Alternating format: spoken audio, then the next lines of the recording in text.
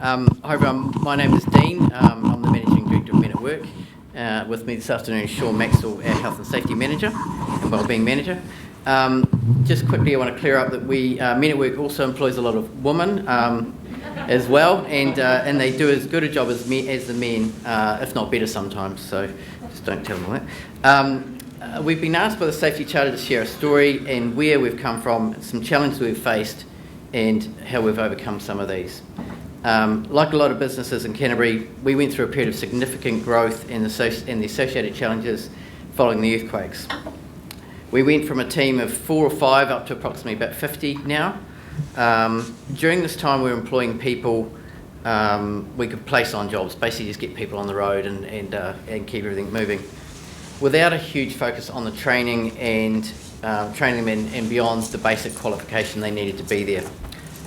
We focused a lot on making sure we were compliant on the site, ensuring people had the right qualifications only, not whether we had the right person on site.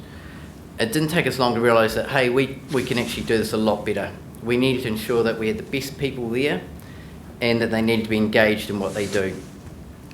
As a team, we talked about what we wanted for the business and how we wanted to get there.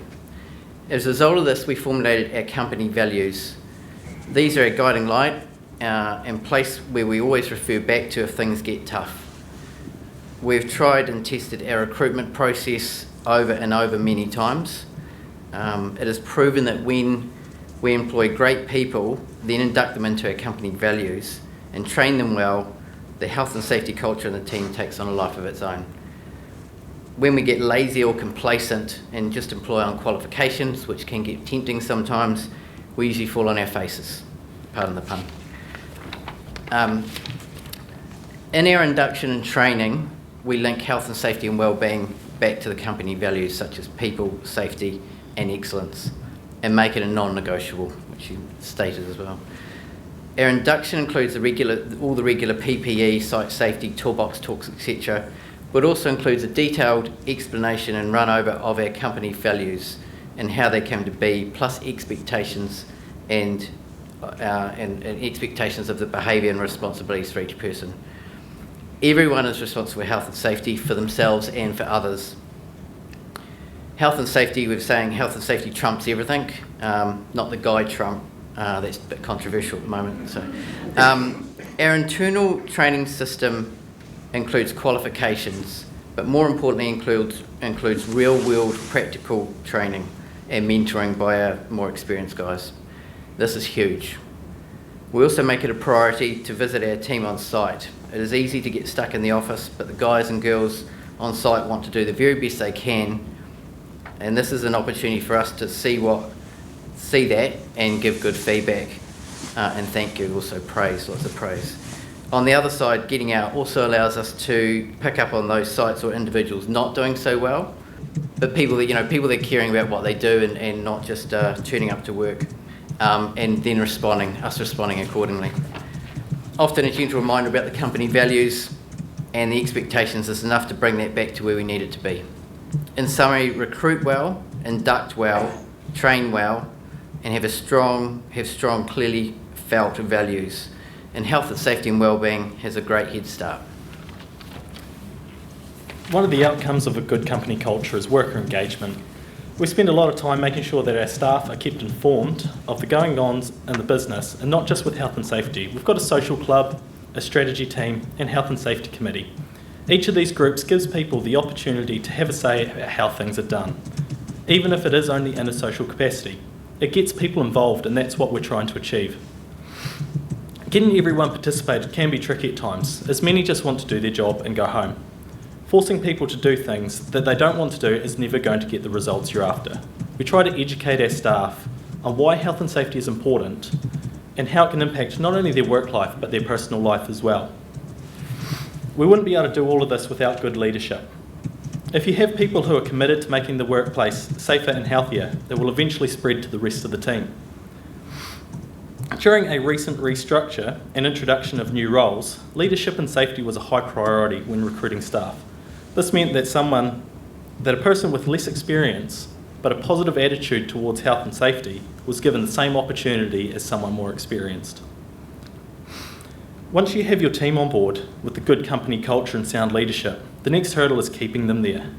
By building safety into everyday conversations, we make it a habit.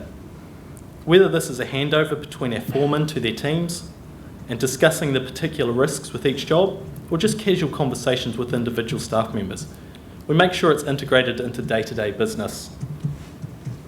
All our STMSs get a job pack each day, and included in this is a hazard ID, which is completed daily for each worksite. We also include a one-page reporting form. That way the paperwork is readily available, and it makes it easy for staff to report any hazards or near misses that they see. We hold regular toolbox talks where different risks or tasks are discussed and feedback is sought. We also hold monthly team meetings that are compulsory to attend, where health and safety is discussed in detail. It's a simple approach, and in fact the hardest part is getting Dean out of bed at 5 a.m. Everyone is given the opportunity to discuss ideas in a supportive environment. It's all well and good getting these ideas, but the follow-up is just as important, if not even more so.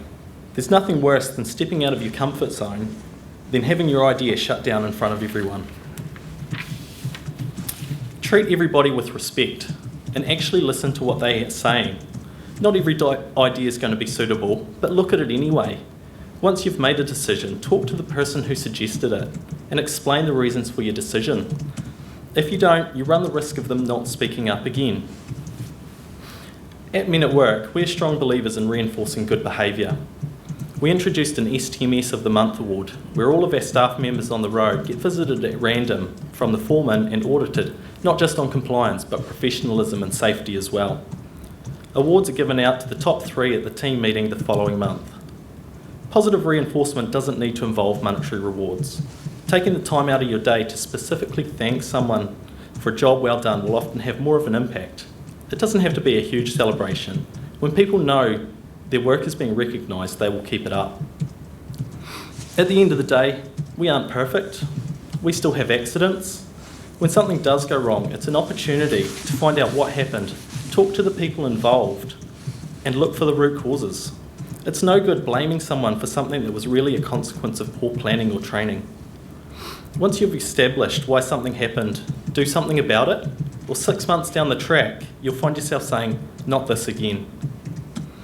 If you have clear guidelines around what is unacceptable behaviour or practices, it will allow you to approach each incident in a consistent manner. If someone is found to be at fault, look to see how you can help them. After an incident occurs, we look at additional training that can be given, and for this to be shared with the rest of the team. An example of this is a couple of years back. One of the guys rode off a work ute and the car he hit. Fortunately, no one was injured. As part of the learning process, he was required to attend a defensive driving course, then get up at the next team meeting and do a short presentation on what he learned and how it applied to the business. So basically, it's about getting people involved, having great leaders, recognising good behaviour and learning from our mistakes. That's our recipe, and we have a great team of men and women who want to come to work and want to go home safe. Thanks.